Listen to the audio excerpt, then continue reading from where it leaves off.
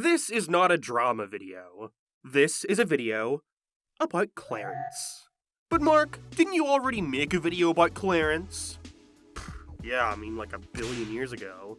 In reality, this video was more of a pseudo-response to a recently released video by the YouTuber The Mysterious Mr. Enter, who over the past month has been releasing a review each day on every Cartoon Network show. Not an easy feat.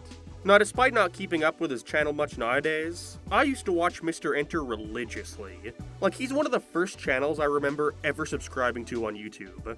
I would just sit for hours watching his animated atrocities on SpongeBob, Fairly OddParents. Hell, I'd watch his reviews on shows I'd never even seen before.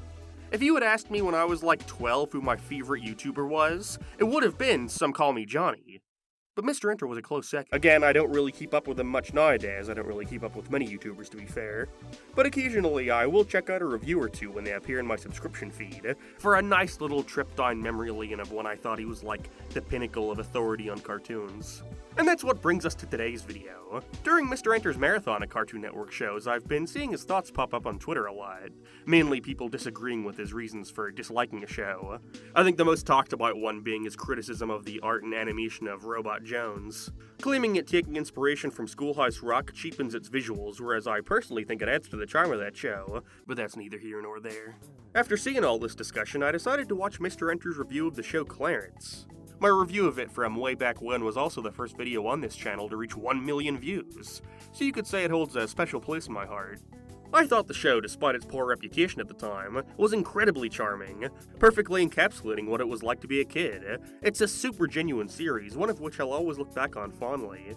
And so it's no surprise that I heavily disagreed with his assessment on the show, claiming it to be one of the worst cartoons of the 2010s, as well as heavily implying it to be the worst show Cartoon Network has ever produced. Like, what? But that's not where it ends. You know, if this were a simple case of me disagreeing with him, that would be that. I wouldn't make a video in his review just because he feels a certain kind of way about Clarence. He's entitled to his own opinion and all. Instead, I'm making this video because I feel like he did a poor job at illustrating why he feels the way he does, and in a lot of cases goes out of his way to misrepresent the show, especially with a couple notable episodes that I would personally consider some of my favorites. So let's talk about it. And if there's anything I want to make clear to start, I cannot stress this enough. It's that I don't want you to go to Mr. Enter's channel and harass him or whatever over this. It's a children's cartoon at the end of the day, this really isn't that serious. And again, I like Mr. Enter. If it weren't for him, I probably would not be uploading videos on YouTube today. He's to blame. Also, I'd be stupid not to mention, but I've made my fair share of bad videos too, believe me, I know. I've marathoned plenty of shows over the years and probably misrepresented a couple episodes here and there. I can't imagine the strain of watching every episode of a studio's entire library, and so I get it, you know? But I don't know, it's been like 6 years since that original video I did on Clarence. I don't think there's any harm in further explaining why I enjoy it so much. So without further ado, let's talk about how Mr. Enter was wrong about Clarence. Also, I'm very fucking sick, I'm sorry. So Mr. Enter's video is a bit scatterbrained in regards to how it's formatted. It definitely comes off more like a series of notes he's jotted down while watching rather than a fleshed out structured script. Which is fine. I imagine when you're writing reviews on like 30 shows, you're not going to want them all to follow the same structure. But because of that, it's going to make some of this response feel like me just bringing up random point after random point, but I promise you, that's what the original video pretty much is. So I'm going to try my best to format this in a digestible way, so it makes it easier even if you haven't seen his review. If for some reason you're unaware, Clarence is a Cartoon Network original that ran from 2014 to 2018, gaining a total of 130 11-minute episodes. A very impressive amount considering all the controversy surrounding the show, most notably with its creator Skylar Page, who was fired from the series shortly after its premiere. It took me a few years to give the show a chance. I wasn't really watching very many cartoons when I was 12 other than Sonic Boom, but I think that was more from Stockholm Syndrome than anything else. It's funny, I think around that time I got so embarrassed by the idea of still watching cartoons that I simply went from watching them to watching other people talk about them. But when I did decide to watch it, I had immediately regretted waiting so long to give it a look, as I was incredibly endeared at how well the show managed to capture the essence of being a kid, focusing on a small cast of characters going through fun, relatable scenarios that most of us could remember going through. Like going to an arcade and having to make the most out of your limited amount of money, waiting around at your parents' work, or being bored as hell at the doctor's office. Nothing groundbreaking, it's not like these stories or characters are unique to Clarence, but it's one of the best examples of a cartoon capturing what it was like to go through these scenarios. And I think such a big reason for that is because these characters are incredibly relatable for all the wrong reasons. A big issue I have with a lot of current kids' cartoons is that they all seem to come from the POV of the adults writing them. Instead of coming off like actual kids, the characters instead come off like how the writer wished things were actually like when they were younger. Everything seems so sanitized, so sanded off without any edge whatsoever. What I like about cartoons like Hey Arnold and Fairly OddParents is that they don't treat the world like it's this awesome, perfect place where everyone gets along and holds hands while celebrating each other's differences. Kids can be fucking assholes. They can be mean and gross and selfish, and that's something I always appreciated Clarence representing. There are a lot of moments in Mr. Enter's video where he points something out like, the voice acting in the show is largely fine. Sumo sounds like he's about to hack something out of his lungs. And all I can say is, yeah, that's the point. You knew a kid like this, I sure as hell did. Clarence has one of the most accurate representations of childhood I've seen in a cartoon, and it's because it doesn't shy away from all the ugly stuff. Mr. Enter spends a good portion of his video criticizing the show's art style, mainly how there's no real cohesion between any of the characters. And again, while you're allowed to dislike it, that's the point. The character designs are confusing at best. Like, it's a fandom meme that Jeff looks like Steve from Minecraft because he's a blockhead. Literally. And because him and the people who are related to him are the only ones with that head shape, he sticks out like a sore thumb. They're all crude caricatures that highlight how weird and stupid some kids can look. No two look alike, each kid is unique and different in their own way. The only cohesion in the art style is the lack of cohesion. It's like, we're saying the same thing, but he has /NEG next to it, while mine has /POS. For example, he points out how Jeff stands out way too much because he and his family are the only characters with squares for heads. But doesn't that fit Jeff's character perfectly? Frequently being the odd man out, finding himself unable to fit in with those around him. I've always been the nice guy of the group. Hold the door, please! Guess nice guys do finish last. Compared to the rest of the kids in the main cast, Jeff is more often than not seen as being the boring one of the group. The rule follower, unwilling to try new, unconventional things. I guess you could describe him as being a bit of a square. Again, it's fine if he finds the art style unappealing, but at least take the time to understand why those choices were made in the first place. Clarence is by far the character who gets it the worst, though. Mr. Enter goes off, claiming him to be the worst protagonist in the entire Cartoon Network lineup. And this is mostly in regards to how the character never receives any consequences for any of his actions throughout the series. He brings up a couple examples of this, such as Clarence wrecking the arcade and not getting punished for it, where, again, I think this is a clear case of the writers showcasing how actual kids act. Have you ever been inside a Chuck E. Cheese or indoor playground? From my experiences, the kids are roaming free with next to no supervision, and with that is gonna come a fucking mess. But also, why can't we just have Clarence act like a kid without needing to follow it up with a scene of him being scolded for it? A lot of these examples are also just flat out not true. Like with the episode Jeff's Secret, where Clarence finds out Jeff was born with an extra toe, and has to fight his temptations to tell everyone about it. It reveals that Jeff has an extra toe, a secret that legitimately frightens the kid, but it's all for nothing and no one cares. I don't know, that's just such a weird way of describing this episode. Clarence isn't even the one to reveal Jeff's secret. Nobody knows, nobody knows, nobody knows, nobody. Hey, Jeff! Greetings, Jeffrey. No one's even talking to me. In fact, Clarence makes all his other classmates more willing to be open about their own weird secrets, which then gives Jeff the confidence to reveal his extra toe to everyone himself. And it's not that no one cares, they all thought it was cool until someone else with another deformity came along. It's like a message about not being ashamed of our differences and junk. I thought that was a good thing.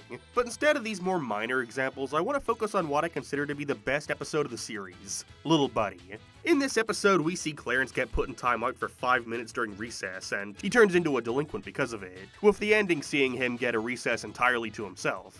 Or at least that's how Mr. Enter describes it. One episode has Clarence get stiffed 5 minutes at recess, turn into a delinquent, to the point where he, punches someone, and his consequence is getting a recess entirely to himself. I genuinely think this was nothing more than a case of Mr. Enter being so brain rotten from watching so many cartoons at the time that he misunderstood the entire reason Clarence turned into a delinquent. It's not that Clarence was stiffed out of 5 minutes during recess, it's that he was supposed to be put in timeout for 5 minutes, but the supervisor simply forgot about him, causing him to miss out in the entire recess. And then she blames it on him for not saying something about it. He's been made not to question his authority figures, and because of that, he was too afraid to speak up for himself. I don't know, I thought that made that pretty clear.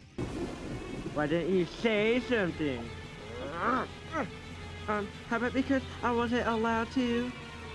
His disillusionment comes from the fact that he's been told two very contradictory things by a supervisor, and yet he's treated like the idiot for not speaking up about it, when he's just a kid who's been made to believe the adults in his life know best. Also, I figured he'd love this episode, as it sees Clarence be frequently punished for his actions. There's a whole goddamn montage showing him get sent to detention after detention for all his delinquent acts. He doesn't get his own recess at the end just 'cause. It comes as a result of the teacher recognizing the injustice done to him, and that simply punishing him over and over again for acting out won't solve anything. She recognizes that, even though it may seem minor, it meant something to him. You know, that's a real experience kids go through, being made to never question authority. The video is also littered with all these comparisons to another Cartoon Network show, Craig of the Creek. Now, Mr. Enter's Craig of the Creek review came just before the Clarence one, so maybe this was simply a result of him finishing off the entirety of that show before watching Clarence. But because of this, I think it gives great insight into what Mr. Enter wants out of a cartoon, and I guess I just fundamentally disagree with that. Not to say he's wrong, I'm A-okay with him preferring Craig of the Creek to Clarence. But he brings up an episode from each show, both of which follow a very similar plot of the main character being endeared by a mystery girl, someone they can communicate to but can't see. He vastly prefers the Craig version of this episode, and so I figured I'd offer a short rebuttal as to why I think the Clarence version does an incredible job with this story, executed in a way I vastly prefer. This video actually forced me to watch Craig of the Creek for the first time.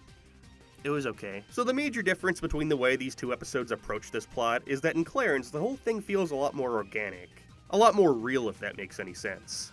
Clarence is prank calling random numbers before a girl picks up. He starts chatting with her and the two realize they have a lot of similar interests. They continue talking for hours, not realizing where the time has gone, as they chat about kid things, you know, what shows they like, drawing what the other one looks like based off their description. It's a very quiet episode, especially for Clarence. His friends get bored and fuck off immediately, and so a lot of the episode is listening to their casual conversation, while we get close-ups of various parts of the room or what random things Clarence is doing around the house while he talks. It really allows you to focus on their growing bond and get enthralled in their conversation. On the contrary, Craig of the Creek takes this to a much more extreme degree. Craig finds his math homework sitting in the woods, already done with a note on the back, and so he leaves one himself.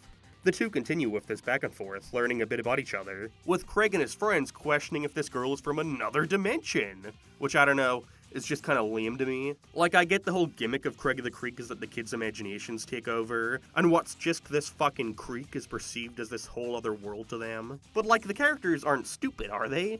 They have to know this is just a kid who's there at a different time than they are. Feel free to give me any added context I may be missing for this show, by the way. Make your own rebuttal to my rebuttal. Let's see how far we can take this. Both episodes feature the girl being shy and afraid of how they're going to be perceived by the protagonist. In Clarence, it's met with him simply brushing it off by saying she's not, and the two laugh about it. It's charming. Whereas in the Craig episode, it's met with Craig giving this whole big speech about how everyone is welcome at the creek, no matter their differences. Everybody's accepted. And it just comes off so ham-fisted, like, do kids talk like this? While the Craig episode focuses on them trying to build a doorway between dimensions, Clarence has him start to miss spending time with his other friends. And in doing so, he accidentally upsets her. Now she won't return his calls and he doesn't know what to do about it. He's just a kid. And so their parents set up a meeting between them, in which she really is shy. She can't even talk to him. And so Clarence reminds her of how easy it was for them to talk over the phone until she's ready to talk face to face. It's a very sweet episode, one of the best.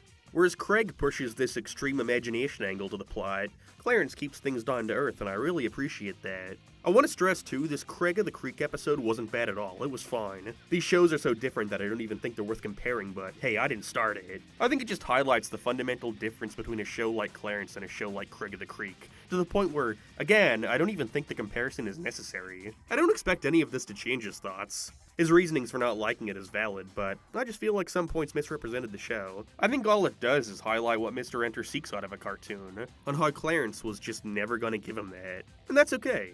I'll just personally never not prefer a cartoon like Clarence's approach to childhood. The other way always seemed so idealized to me. You know, I could see someone looking back on their childhood self and thinking they were a lot like Steven or Craig, when in reality they were probably a hell of a lot more like Clarence or Jeff. I'm not like everyone else. I'm particular. I'm special. Clarence shows the good, fun parts of childhood, but also the bad, more boring parts. The innocent, more naive qualities that come with being a kid, but also the more gross, selfish parts. It's like the credits say, these are my good habits, these are my bad habits, but I never stopped feeling fine. I want to say again for the 50th time that I don't expect or want any of this to change Ender's thoughts on Clarence. He can have his reasons for not liking the show, and that's completely valid. Again, I just feel like some of his points misrepresented the show a bit, and I wanted to offer my 2 cents at least.